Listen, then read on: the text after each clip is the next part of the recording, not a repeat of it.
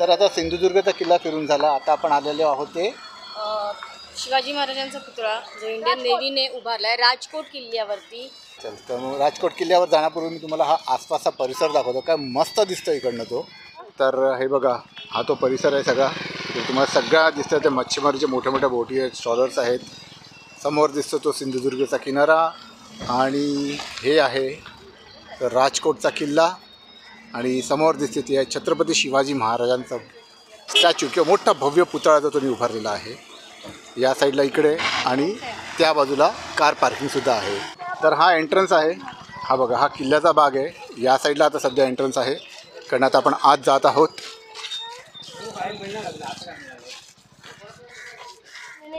आणि कोकणातील हे नवीन खास आकर्षण जे 4 डिसेंबर नंतर पर्यटकांसाठी खुलं झालं आणि लकीली आम्ही अवघ्या 20-22 दिवसातच या ठिकाणी आलो आहे आणि इथे खूप गर्दी असते.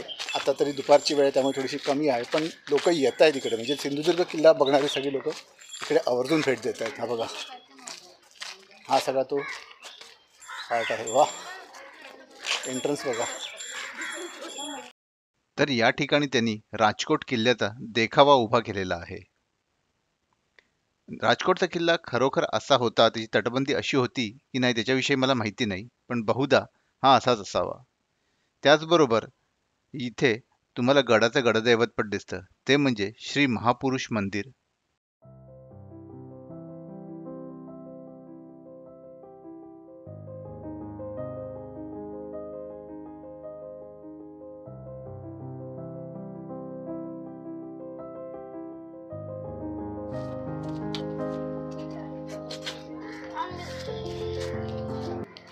तर या ठिकाणी तुम्हाला किल्ल्यांविषयी सुद्धा थोडक्यात माहिती दिलेली आहे. छत्रपती शिवाजी महाराजांना भारतीय नौदलाचे जनक म्हटले जाते, म्हणजेच फादर ऑफ इंडियन नेव्ही. त्यांनी मराठा नौदल दलाची स्थापना तर केलीच, त्याचबरोबर तटबंदीचे नौदल तळ बांधले आणि नाविन्यपूर्ण नौदल रणनीती सादर केली. त्यांनी आपल्या नौदलात विविध प्रकारच्या जहाजांचा समावेश केला आणि समुद्रात गनिमी युद्धासारख्या नाविन्यपूर्ण नौदल रणनीतीचा परिचय करून दिला. तर या ठिकाणी तुम्हाला त्यांच्या नौदलात जी जहाजं होती त्याविषयी थोडीफार माहिती या स्मारकावर लिहिलेली दिसते.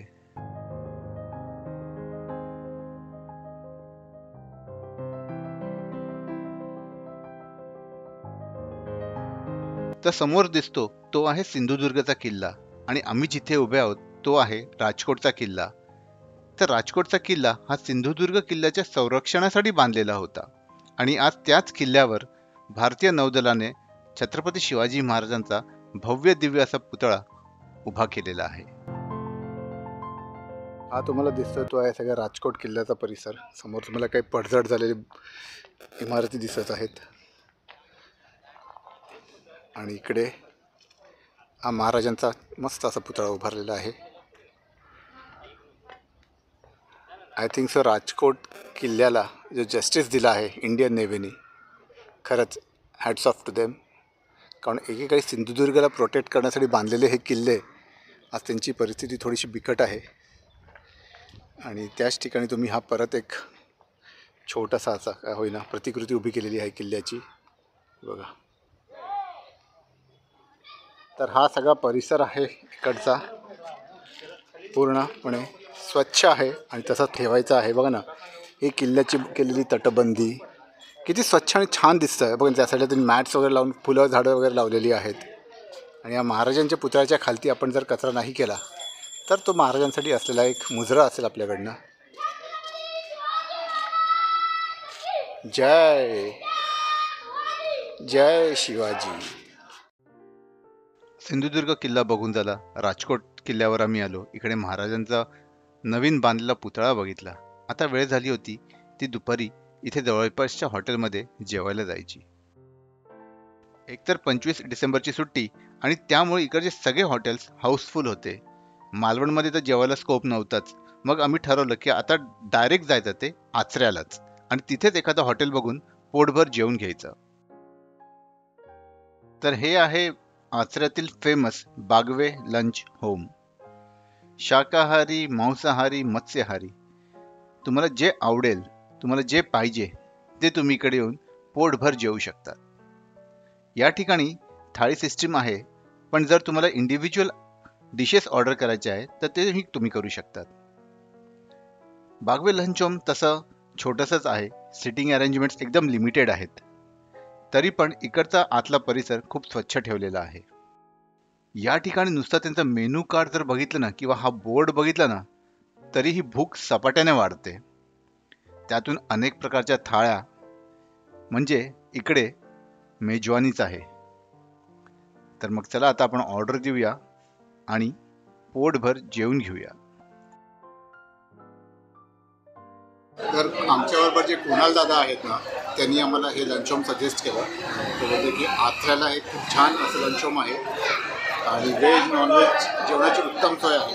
तर म्हटलं की चला, मग मालवणमध्ये अजिबात जागाच नव्हती, सगळं हाऊसफुल होतं, त्यामुळे ठरवलं की आपण आथऱ्याला जाऊया. आता आम्ही इकडे बसलो आहे आणि आमच्या जेवणाची ऑर्डर दिलेली आहे आणि जेवण आलं की तुम्हाला दाखवू इकडचं प्रिपरेशन कसं आहे. काय काय आलं आहे? सोलकढी, सलाड, लिंबू, ऑनियन, चिकन करी, चिकन सुक्का, चपाती. तुझी थाळी आली ना, आम्ही काय करायचं? चल खायला लागेल. ओके, एकदम यम्मी दिसतंय सगळं.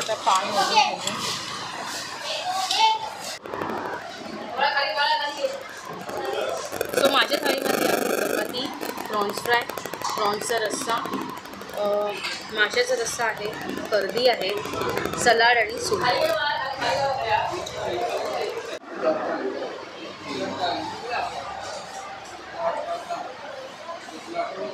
तर माझी सुरमई थाळी आहे आणि सुरमई थाळीमध्ये पण चिकन सुरमई आहे, चपाती आहे, करी आहे, गर्दी आहे, सलाड आहे, सोलकढी आहे आणि ते चटणी पण दिलेली आहे. आता मी मस्तपैकी बसून एन्जॉय करणार आहोत बागवे लंच होमचा. आमची सुरमई थाळी, चिकन थाळी आणि प्रॉन्स थाळी. तर कसं वाटलं जेवण बागवे लंच होम? सुंदर सुंदर जेवण आणि क्वांटिटी भरपूर होती, व्यवस्थित. म्हणजे 2 पोळ्या आपण परत परत पण घेऊ शकत होतो विथ एक्स्ट्रा कॉस्ट. आणि भात पण छान होता, गरम गरम. सगळे पोळ्या जे वाढत होते ते पण गरम गरम वाढत होते. आणि मी जी प्रॉन्स थाळी घेतलेली त्याच्यात प्रॉन्स सुक्का होतं, प्रॉन्स मसाला होता, प्लस फिश फ्राय, फिश करीमधले प्रॉन्स होते. 3 प्रकार तर होते. प्रॉन्स फ्राय होतं 4था प्रकार. आणि बाकी आपलं म्हणजे कर्दीचं हे होतं, फ्राय होतं आणि सलाड होतं, चटणी होती, सोलकढी होती. छान होतं. येस, म्हणजे थाळीची जी कन्सेप्ट आपल्या मुंबई ठाण्याच्या लोकांची आहे ती अशी आहे की भात नंतर वेगळा दिला जातो, पण इकडे असं नाही आहे. इकडे जे तुम्हाला येऊन भात वाढतात प्रॉपर, ते जसं एवढं लग्नामध्ये. हां, लग्नामध्ये परातीत घेऊन येतात ते भात, तसा वाढला जातो. अशी छोटी डिश वगैरे येत नाही. तर एकंदरीत आमचा बागवे लंच होममधला एक्सपिरियन्स खूप छान आहे. जर तुम्ही या भागात, देवगडच्या भागात येणार असाल आणि आत्रा साईडला असाल तर बागवे लंच होम नक्की व्हिजिट करा. On the road, on the vetch आहे, ते रोड टच आहे. आचराला आम्ही जेवलो आणि त्याच्यानंतर मग वर्षाला काहीतरी शॉपिंग करायची होती. अनफॉर्च्युनेटली मालवणची सगळी दुकानं बंद होती, त्यामुळे आम्ही ऑफबीट आलेलो आहोत. ते आमच्यासाठी बागमाळा या गावात आहोत. तिकडे वर्षाला काही लाडू वगैरे घ्यायचे आहेत आणि त्यांनी आमच्यावर जे भाऊ आहेत त्यांनी सांगितलं की तिकडे फ्रेश लाडू वगैरे बनवले जातात. तर त्यामुळे आम्ही या बागमाळा एक छोट्याशा गावामध्ये आलेलो आहोत. बघूया त्यांच्याकडे कसे काय काय लाडू वगैरे अवेलेबल आहेत, तेही दाखवू तुम्हाला. आणि छोटी छोटी गावं आहेत कोकणातल्या घातली.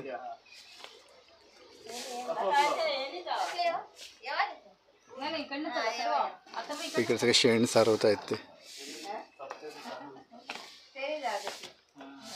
बीट घेऊन आले आहेत ॲक्च्युली. मेन रोडपासून आपण परत आलेलो आहोत व इकडे सगळीकडे साफसफाई वगैरे चालू आहे आता.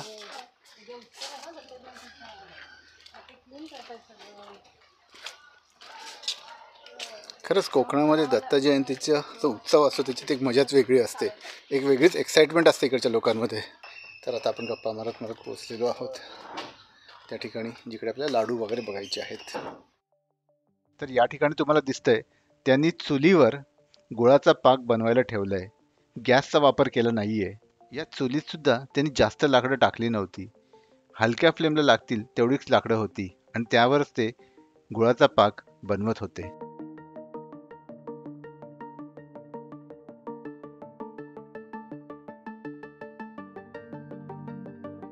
दुसऱ्या दिवशी दत्त जयंतीचा उत्सव होता आणि त्यासाठीच ही सगळी तयारी त्यांची सुरू होती.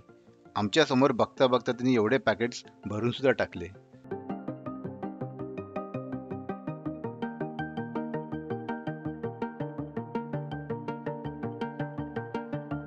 त्यांनी दुसरा घाणा सुद्धा काढला आणि ते मिश्रण एकजीव करायला सुरुवात केली.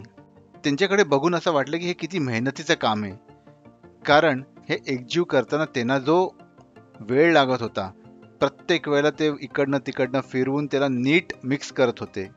कुठेही त्यांनी स्मार्ट वर्क नावाचा प्रकार वापरला नाही आणि असं केल्यामुळे त्यांच्या लाडवाला जी टेस्ट येत होती, स्टार्ट टू एंड लाडू खाताना त्याचा गोडवा कुठेही कमी होत नव्हता.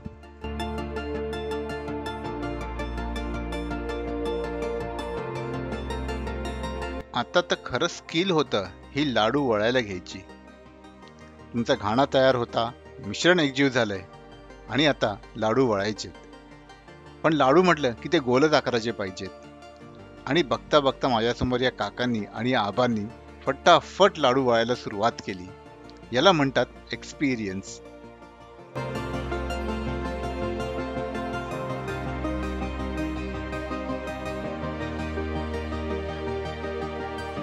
सो हे शिरसाट म्हणून होते, बागमळामध्ये राहणारे. आपण त्यांच्याकडनं लाडू घेतलेत. दाण्याचे लाडू, शेवेचे लाडू, कुरमुऱ्याचे लाडू, आल्याचं खाजं, हे सगळं घेतलेलं आहे. छान मस्तपैकी शॉपिंग केलेली आहे.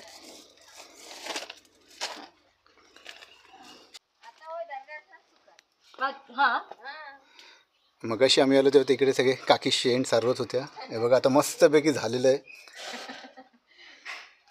चला आता हळूहळू जाऊया आपण. हे बघा कोकणातील घरं, कौलारू घरं, ही अशी घरं आता खूप दुर्मिळ झालेली आहेत आणि असं शेण सारवलं तर अजिबातच दिसत नाही. बघा ना, हे रांगोळ्या पण काढलेल्या आहेत खालती त्यांनी. कारण या भागात चप्पल घालून फिरणं सुद्धा मला कसं तरी ऑड वाटतंय. इकडनं आता छोट्या छोट्या गल्ल्यातनं आम्ही जात आहोत. काही ठिकाणी तर आम्ही लोकांच्या अंगणातनं सुद्धा गेलो आणि कोणी काही म्हणाले नाही. बिंदास या सगळ्यांनी मस्त वेलकम केलं. गावात राहण्याची हीच मजा असते. बाहेरून येणाऱ्या प्रत्येक व्यक्तीला ते एकदम आपलंसं म्हणून मानतात. अगदी कुठल्या गोष्टीची किरकिर नाही की इकडेच कशाला आलात, का आलात. माझ्या मागे बघू शकता तुम्ही, झाडी झुडपांमध्ये घरं आहेत छान.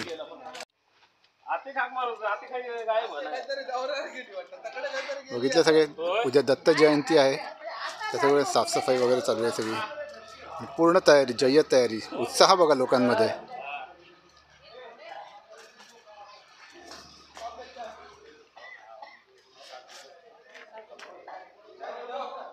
सो आता दिवसभराचं फिरून आम्ही परत प्रगत होमस्टेला आलेलो आहोत. सुरुवातीला आपण सिंधुदुर्गाचा किल्ला फिरलो, मग राजकोटवरचा महाराजांचा पुतळा बघितला, आचऱ्याला येऊन जेवण केलं, थोडंसं बागमळा गावात जाऊन ऑफबीट थोडंसं जाऊन लाडू खरेदी केली आणि एवढं दमून भागून थकून आता घरी आलेलो आहोत.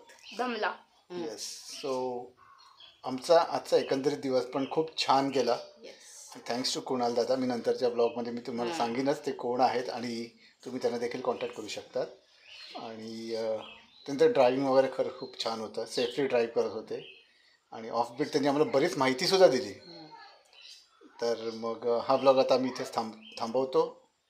जर तुम्हाला ब्लॉग आवडला असेल तर लाईक, शेअर, सबस्क्राईब करा आणि आता काय करायचं, नोटिफिकेशन बेल दाबा. ओके. आणि आमचे ब्लॉग तुम्ही असेच बघत राहा. Till then bye bye. Bye bye. See you soon. Yes.